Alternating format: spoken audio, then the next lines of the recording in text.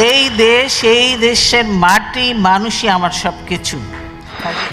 বেগম খালেদা জিয়ার জানাজার জন্য প্রস্তুত মানিক মিয়া এভিনিউ। তিনবারের সাবেক প্রধানমন্ত্রী, গণতান্ত্রিক আন্দোলনের আপসহীন নেত্রী এবং বিএনপি চেয়ারপারসন বেগম খালেদা জিয়ার জানাজার জন্য প্রস্তুত মানিক মিয়া এভিনিউ। জাতীয় সংসদ ভবনের ভেতরের মাঠ, বাইরের অংশ এবং মানিক মিয়া এভিনিউ জুড়ে জানাজা অনুষ্ঠিত হবে। আজ বুধবার 31শে ডিসেম্বর প্রধান উপদেষ্টার অফিসিয়াল ফেসবুক পেজে এ বার্তা দেওয়া হয়েছে।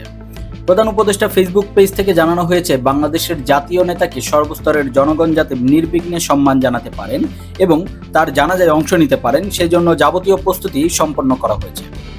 মানিক মিয়া এভিনিউয়ের চারপাশের সড়কগুলোতেও যেন জনসাধারণের অবস্থান করতে পারেন, সে ব্যাপারে প্রয়োজনীয় ব্যবস্থা নেওয়া হয়েছে। বার্তায় আরও বলা হয়, জানাজার পর বিকেল 3:30টার দিকে শহীদ রাষ্ট্রপতি বীর মুক্তিযোদ্ধা জিয়াউর রহমানের পাশে বেগম খালেদা জিয়াকে রাষ্ট্রীয় মর্যাদায় সমাহিত করা হবে। এ সময় বেগম জিয়ার পরিবারের সদস্য, রাষ্ট্রীয় গুরুত্বপূর্ণ ব্যক্তিবর্গ, সরকারের দায়িত্বপ্রাপ্ত ব্যক্তিবর্গ, বিদেশি অতিথি, রাষ্ট্রদূত ও বাংলাদেশ জাতীয় দল মনোনীত রাজনীতিবিদরা উপস্থিত থাকবে। দাফন কাজ নির্বিঘ্নে সম্পন্নের জন্য সেখানে নির্ধারিত ব্যক্তিবর্গ ব্যতীত আর কাউকে প্রবেশ করতে দেওয়া হবে না। দাফন কাজ সম্পন্ন না হওয়া পর্যন্ত শেরেবাংলা নগরের জিয়া উদ্যানে জনসাধারণের চলাচল সীমিত করা হবে।